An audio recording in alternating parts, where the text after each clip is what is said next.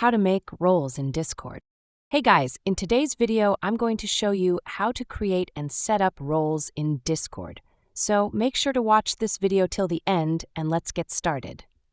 Launch Discord on your desktop or mobile. Select the server where you want to create roles.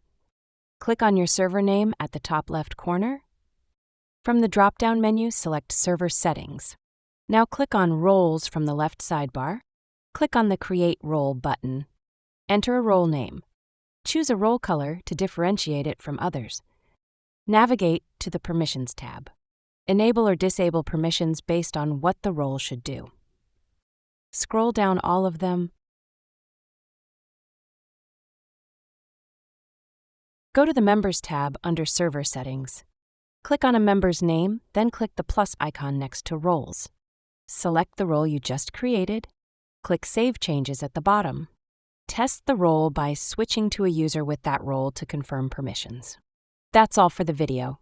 If you found this guide helpful, don't forget to like and subscribe for more tutorials. If you have any questions, drop them in the comments, and I'll see you in the next one.